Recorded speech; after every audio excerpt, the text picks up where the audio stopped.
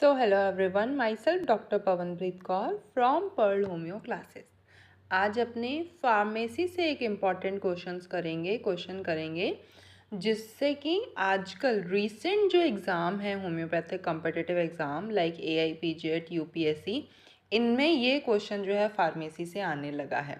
तुमने देखा भी होगा, अलग अलग एक्ट का क्वेश्चन है, कभी किसी एक्ट का पूछ लेते हैं, कभी सेलिंग का, कभी लाइसेंस से रिलेटेड, कभी लेबलिंग से रिलेटेड, कभी GMP का एक्ट जो है, इनसे रिलेटेड क्वेश्चंस आते रहते हैं जो स्टूडेंट के ज़्यादातर गलत हो जाते हैं।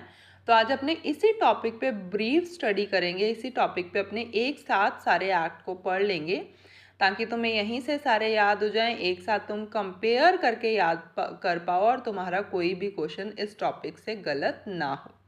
ठीक है, तो फर्स्ट अपने पास में किस तरीके के एक्ट है अपने को ये समझना है। तो अपने पास में 3 मेजर क्राइटेरिया है फार्मेसी एक्ट का।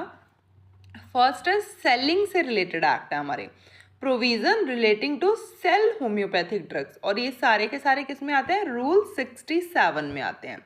नेक्स्ट जो है मैन्युफैक्चरिंग ऑफ होम्योपैथिक ड्रग्स से रिलेटेड है, जो किस में आता है, रूल 85 में आता है। नेक्स्ट इज मेडिसिन की labelling and packaging related act है, जो 106 में आता है।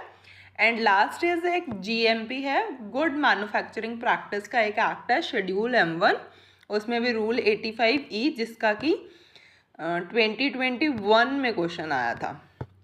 ठीक है, तो फर्स्ट अपने पढ़ेंगे provision relating to sale homeopathic drugs. अच्छा, ये फार्मेसी शुरू करने से पहले, क्योंकि फार्मेसी में अपने मेन पार्ट क्या है, फार्मेकोपिया का है, तो tell me in comments father of homeopathic pharmacopoeia किसको बोला गया है। तो provision relating to sale homeopathic drugs के लिए अपने पास में कौन सा रूल है, रूल 67। अब इसमें नेक्स्ट अलग सब पॉइंट्स हैं, rule 67A C D E F, तो इसमें कौन कौन से पॉइंट्स को इंक्लूड करा गया है। ठीक है, फर्स्ट है रूल 67A, इसमें भी अगेन 2 पॉइंट्स हैं, एक रूल 67A का 1 पॉइंट, सेकेंड इज 2 पॉइंट। तो A1 में क्या लिखा है इन्होंने, appointment of licensing authorities by state government, कि अगर किसी को भी सेल करनी है होम्योपैथिक ड्रग, उनका लाइसेंस लेने के लिए अपॉइंटमेंट जो है वो किसमें है, रूल 67A1 में है, appointment of licensing authorities by state government के साथ। नेक्स्ट है रूल 67A2, जिसमें क्या है, ग्रांट और renewal of license to sale और स्टॉक होम्योपैथिक ड्रग्स। अगर होम्योपैथिक ड्रग्स को किसी ने अपनी फार्मेसी में स्टॉक करके रखना है, उसका अगर रिन्यूअल चाहिए उसको उस लाइसेंस का, या फिर न्यू लाइसेंस चाहिए सेल करने के लिए, होम्योपैथिक ड्रग्स को बेचने के लिए, तो ये किस में है, रूल 67A2 में।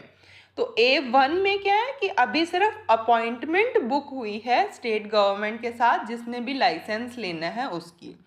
A2 में है कि उसको परमिशन अगर मिल जाती है तो परमिशन किस में मिलेगी, A2 में, या फिर अगर परमिशन मिलने के बाद, क्योंकि इनका भी पीरियड रहता है, 1 ईयर के बाद में एक्सपायर हो जाते हैं, दोबारा इनको रिन्यू कराना पड़ता है लाइसेंस को। तो जो ये रिन्यू प्रोसेस है, रिन्यू कौन करेगा, कौन से रूल के अंडर आएगा, A2 रूल के अंडर आएगा। और ये दोनों ही सेलिंग के लिए भी चाहिए एंड स्टॉक मैनेजमेंट के लिए भी, अगर होम्योपैथिक ड्रग्स को स्टॉक में हमको रखना हमारी फार्मेसी में, तो भी हमको रूल 67A2 का परमिशन चाहिए।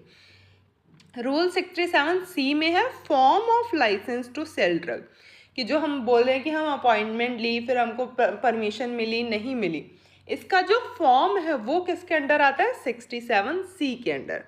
67D में क्या आता है, sale at more than 1 place, कि हमारा जो फार्मेसी है वो 2 से 3 जगह पे खुला हुआ है, हम जो हमारी ड्रग्स बेच रहे हैं 1 से ज़्यादा जगहों पे बेच रहे हैं, तो वो कौन से रूल के अंडर आ जाएगा फिर, person licensing authority, rule 67D के अंडर।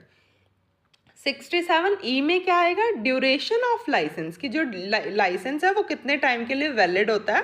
तो ज़्यादातर जो लाइसेंस होते हैं वो प्रॉपर 1 ईयर के लिए वैलिड होते हैं, मतलब हर ईयर की 31 दिसंबर को सारे के सारे लाइसेंस अपने आप ही कैंसिल हो जाते हैं, अपने आप ही उनको 1 जनवरी को हर लाइसेंसिंग अथॉरिटी को दोबारा उस लाइसेंस का क्या कराना पड़ेगा, रिन्यूअल कराना पड़ेगा। तो 67A1 अपॉइंटमेंट है, A2 में ग्रांट और रिन्यूअल है, C में फॉर्म है, D में सेलिंग अगर एक से ज़्यादा प्लेस पे करनी है तो उसकी क्या कंडीशंस रहेंगी, और E में है ड्यूरेशन कितने टाइम का होएगा लाइसेंस का।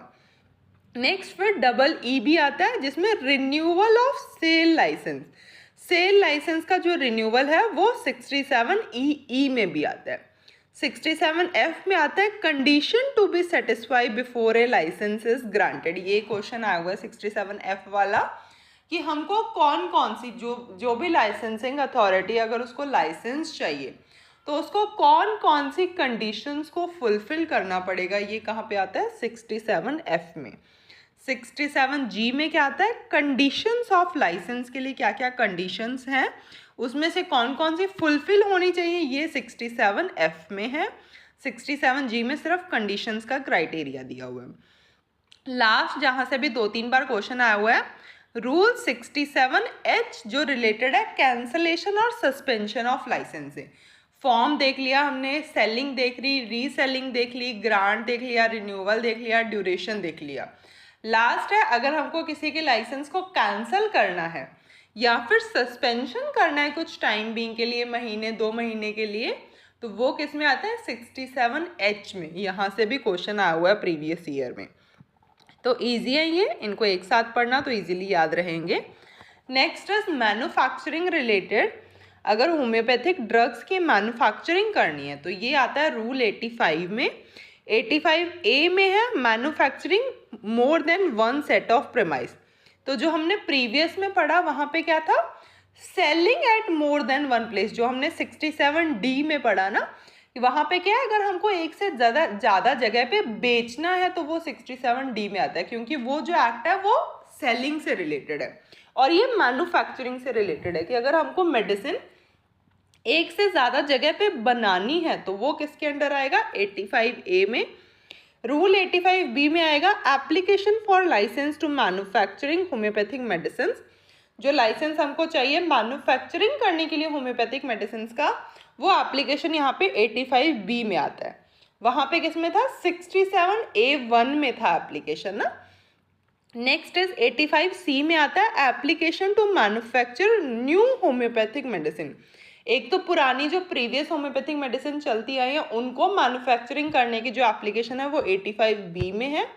न्यू होम्योपैथिक मेडिसिन अगर जैसे आजकल न्यू मेडिसिन हर कोई प्रूव कर रहा है, पेटेंट बना रहा है या अपने अलग अलग बना रहा है, तो किसी न्यू मेडिसिन को अगर वो करना है, मैन्युफैक्चरिंग करना है, बनाना है, तो उसका जो लाइसेंस है वो 85C में आता है। 85D में आता है फॉर्म, वहाँ पे जो फॉर्म था 67C में था ना, तो इसी तरीके से तुम याद रखोगे 67C में वहाँ पे फॉर्म था, यहाँ पे 85D में है। उसको एक सीरीज से याद रखना, इसको एक सीरीज से याद रखना, तो बहुत इजीली याद रहेगा और इससे तुम्हारे सारे क्वेश्चन जो हैं वो सही हो जाएंगे। 85D में है form of license to manufacture homeopathic medicine. 85E में कौन कौन सी कंडीशंस फुलफिल होनी चाहिए ग्रांट या फिर रिन्यूअल करने के लिए लाइसेंस का। 85F में है ड्यूरेशन कितनी होनी चाहिए लाइसेंस की, तो जैसे कि मैंने बताया मोस्ट ऑफ लाइसेंस हर ईयर की ईच ईयर की 31 दिसंबर को तक वैलिड होते हैं। Next is rule 85G renewal of certificate के लिए से रिलेटेड है। कंडीशंस ऑफ लाइसेंस है 85H में है। 85I में है cancellation and suspension of license. तो मैन्युफैक्चरिंग का जो लाइसेंस का कैंसलेशन या सस्पेंशन होता है वो 85I में है, और जो सेलिंग का लाइसेंस है उसका अगर कैंसलेशन या सस्पेंशन करना है तो वो H वाले में था ना, जो हमने पढ़ा अभी लास्ट में पढ़ा हमने 67H, और यहाँ पे क्या है 85I। तो इसीलिए कई बार स्टूडेंट्स के गलत हो जाते हैं क्वेश्चन की, कभी तो कोई आंसर गया था, कभी कोई आंसर गया था। तो यहाँ पे एक्चुअली तुम्हें 2 तरीके के लाइसेंस याद रखने हैं, एक तो सेलिंग ऑफ होम्योपैथिक ड्रग से रिलेटेड एंड एक मैन्युफैक्चरिंग ऑफ होम्योपैथिक ड्रग से related. Next is labelling and packaging homeopathic medicine. अब बन भी गई है, बेचने से पहले हम हर मेडिसिन का मैन्युफैक्चरिंग के बाद क्या करेंगे, लेबलिंग करेंगे। तो लेबलिंग एंड पैकेजिंग जो रिलेटेड है 106 रूल से रिलेटेड है। 106A में है manner of labelling of homeopathic medicine and 106B में है prohibition of quantity and percentage of ethyl alcohol. तो कैसे किस तरीके से लेबलिंग होनी चाहिए ये 106A में लिखा हुआ है। 106B में क्या है कि किसी भी अपने उस पर क्वांटिटी या फिर परसेंटेज ऑफ इथाइल अल्कोहल अपने को शो करनी है या फिर नहीं करनी है हमारी लेबलिंग में, इससे रिलेटेड कहाँ पे लिखा हुआ है 106B में लिखा है। लास्ट है शेड्यूल M1 रूल 85E2 जो किससे रिलेटेड है, states good manufacturing practice and requirement of premise plant and equipment for manufacturing of homeopathic preparation. Actual में ये पूरी लाइन क्वेश्चन में दी थी, AIPJ 2023 में ये क्वेश्चन आया था जिसमें ये प्रॉपर लाइन दी हुई थी। मतलब ऐसा कौन सा रूल है जो ये बताता है GMP का, एंड कौन सा हमारा जो प्रीमाइस है जहाँ पे मेडिसिन का मैन्युफैक्चरिंग होना है वो प्रीमाइस कैसा होना चाहिए, कौन से प्लांट्स का कौन से इक्विपमेंट का हम यूज़ करेंगे होम्योपैथिक मेडिसिन के प्रिपरेशन का, ये सारा का सारा जो प्रोसेस है ये कौन बताता है, कौन से रूल के अंडर आता है। तो ये शेड्यूल M1 रूल 85E में आता है जिसमें हमको मेडिसिन प्रिपरेशन से पहले ये सारी चीज़ों का ध्यान रखना होता है। Hope this will help you in your homeopathic competitive exams. Tell me in comments अगर अभी भी कोई क्वेरी है तो, या फिर तुम्हें किसी और टॉपिक में कहीं पे कोई दिक्कत लग रही है तो तुम मुझे कमेंट्स में लिख सकते हो।